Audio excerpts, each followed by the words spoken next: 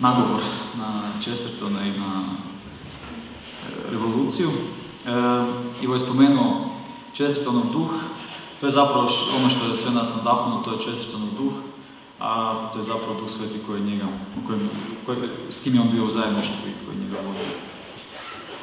Zašto ne hrvatski pisci, odnosno što je možda to Chestertonovo u hrvatskom narodu, to će nam probati odgovoriti naš sljedeći gost, to je doktor, profesor Robbin, povjesničar. Vjerojatno većini vas poznat po njegovim djelima o Stepincu, o kardinalu Alojziju Stepincu, našem blaženiku, uskoro i svecu, gdje je razotkrivao zapravo istinu o Stepincu i koji je zapravo bio Alojzij Stepinac u našem narodu i koji je bio značajan. Naravno, profesor Harris je i povjesničar, on se bavi još mnogim drugim temama, ali evo nama će govoriti o Chestertonu i hrvatskom duhu.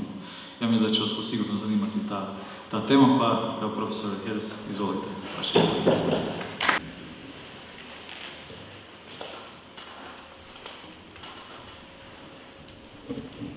I've always liked that quotation about everything is worth doing, it's worth doing badly. It's almost the inspiration for my life.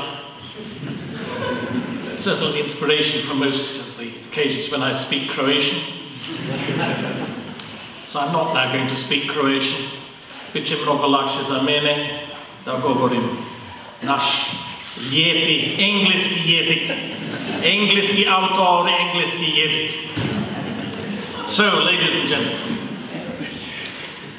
G.K. Chesterton did not visit Croatia, but had he come, he would immediately have loved the place and the culture. We can be sure of this because Catholicism meant so much to him as it does to the Croats. We also know it, or at least I'm convinced of it, because he had a very high regard for the pleasures of food and drink, as do the Croats. The blessing of all those baskets of food at Easter would make perfect sense to him.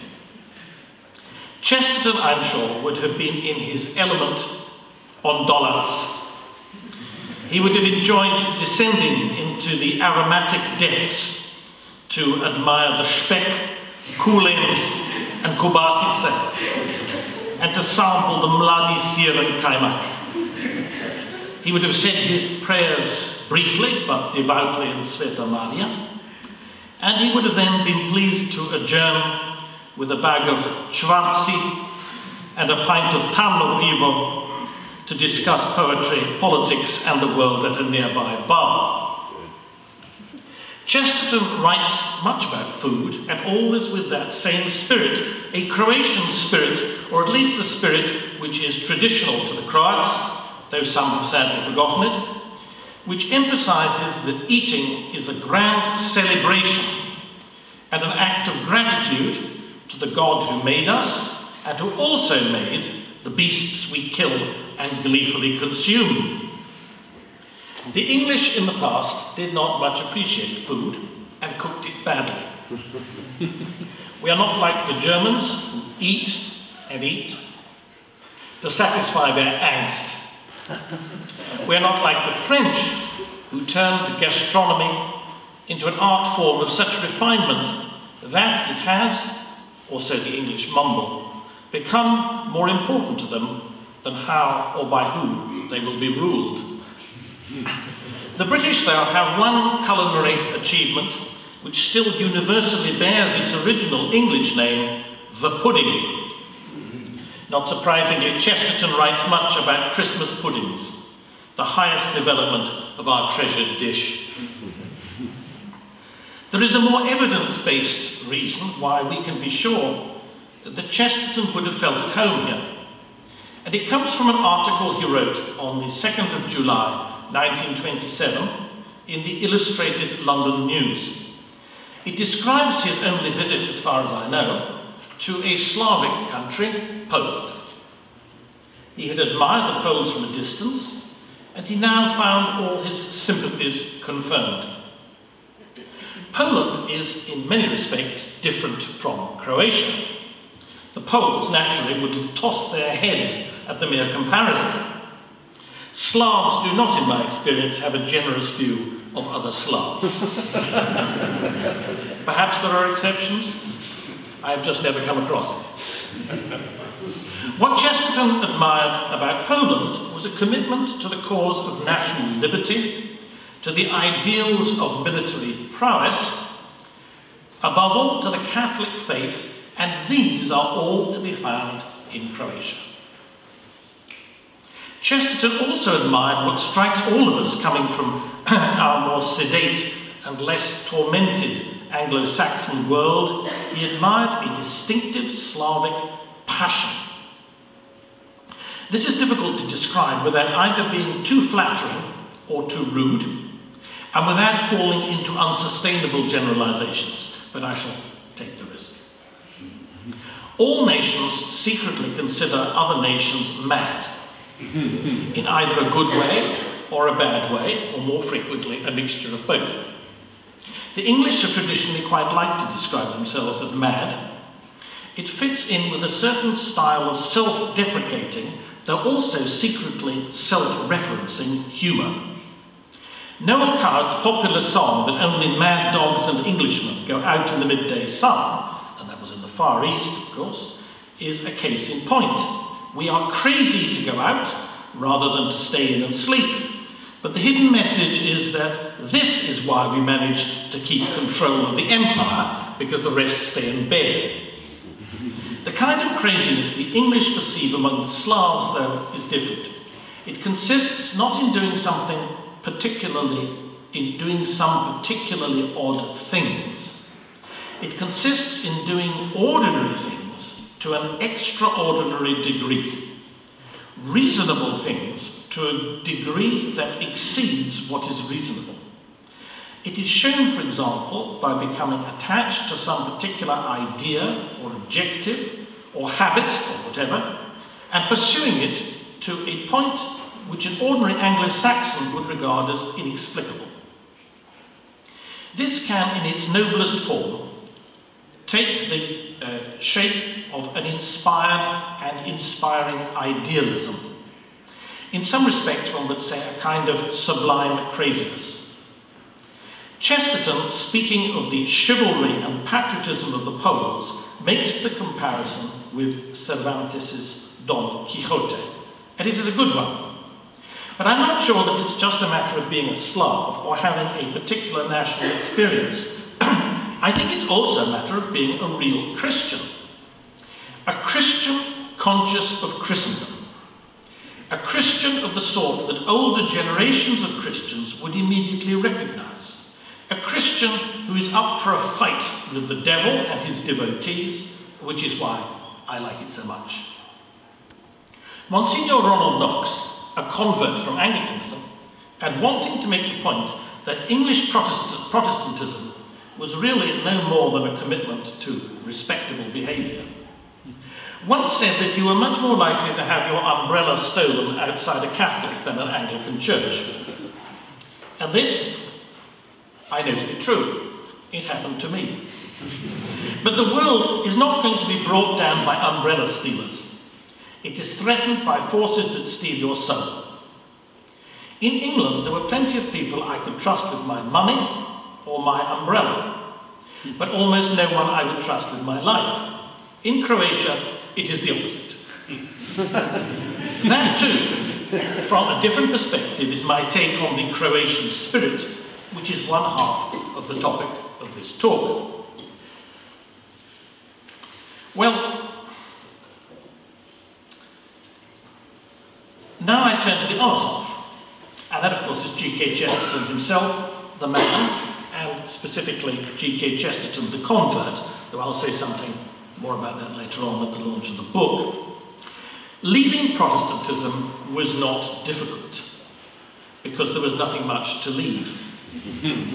In fact, almost all that remained even in the 1920s, when Chesterton finally converted, animating the moribund remains of Anglicanism and occasionally uniting it to Protestant dissenting sects, was a deep hostility to what was traditionally called popery.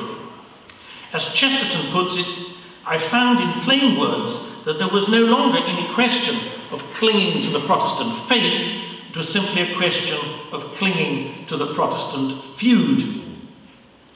Nowadays, even the basic doctrinal and disciplinary framework of the established Church of England is in ruins.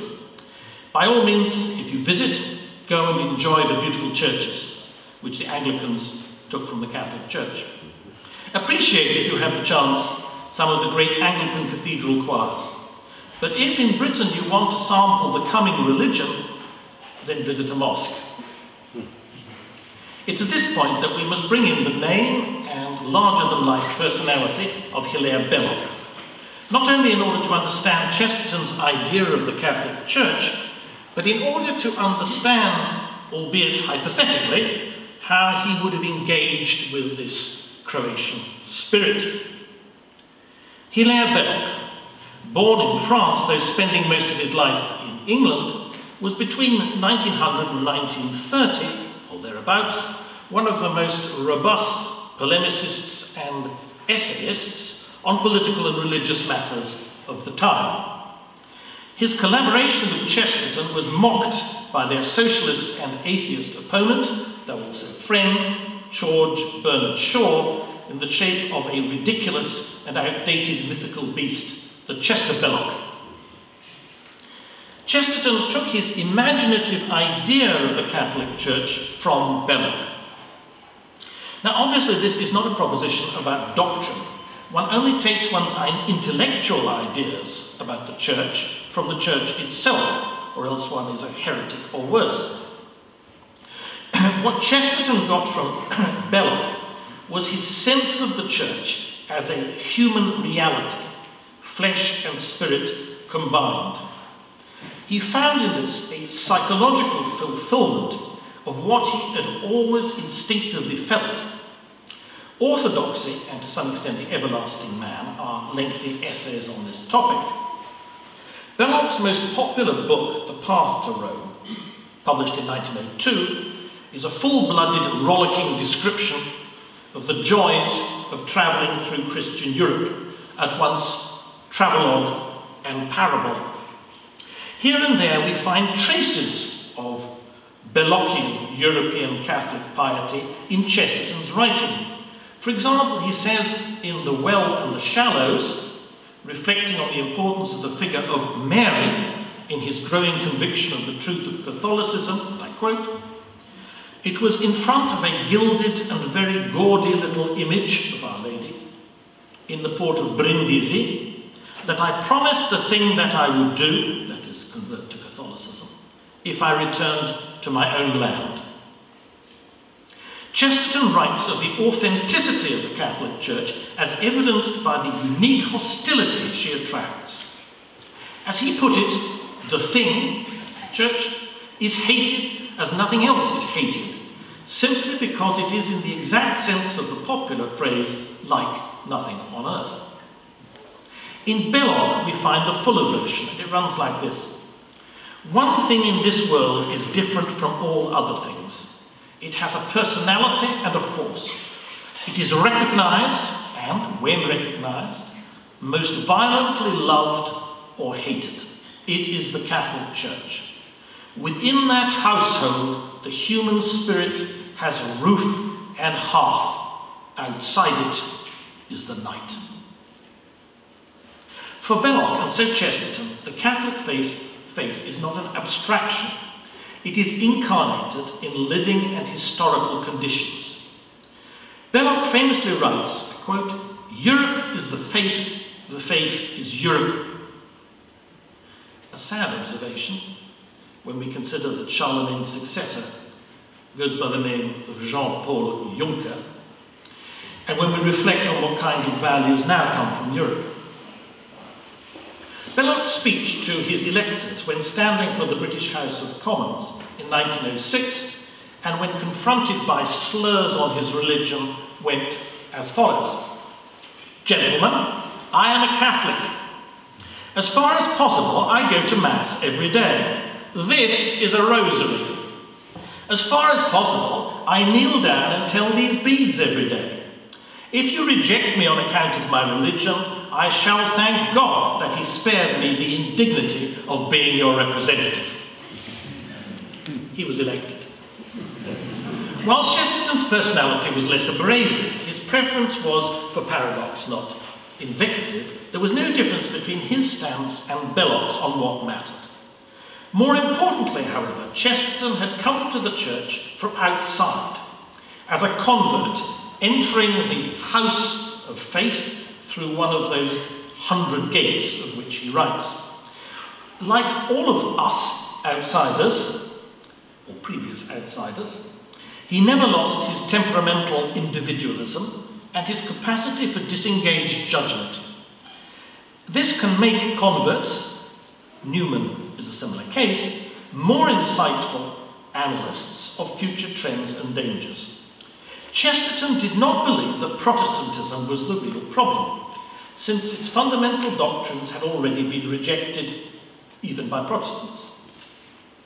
What the Catholic Church would face, he foresaw, and what we today face, more in the West than in Croatia, but it is coming, was something different.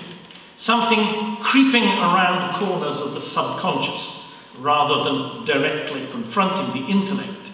Something from which converts have to be made by different means than those perfected in the declining years of Anglo-Saxon Protestant supremacy when Chesterton lived.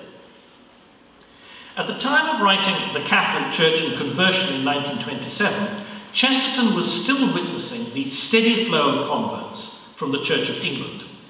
And while there were also those Catholics that broke away, he could dismiss the resultant debates as a controversy between philosophers and philanderers. This dismissive note had changed significantly by the time he wrote The Well and the Shallows in 1935, and it's the right note to end on here, since it conveys Chesterton's considered and so far accurate view of the future. Prophetically, he notes that, quote, 100 years hence, the Church may look to her enemies something utterly different from what she looked like 100 years ago.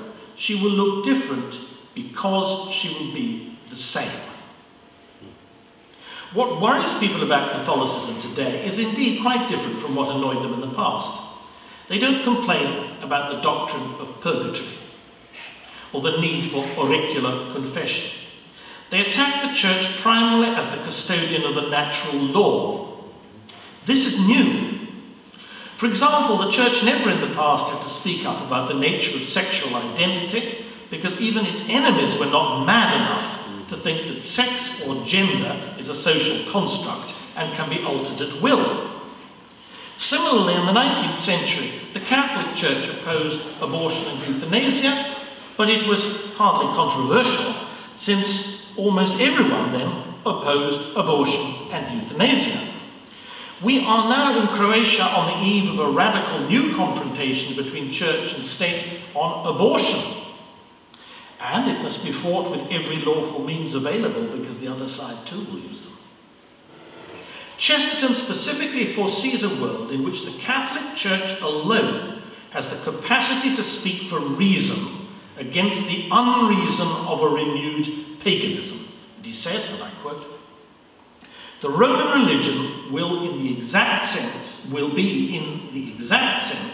the only rationalistic religion.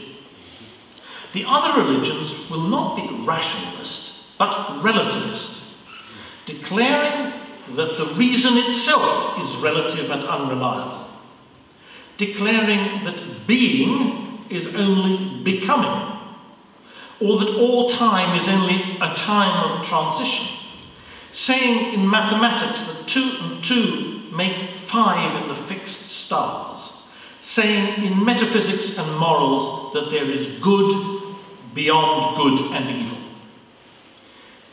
We can sum it up in the words of the old Carthusian motto, which runs, "Stat crux dum volvitur orbis." And of this we can be sure, there will be no end to challenges for the Croatian Catholic spirit.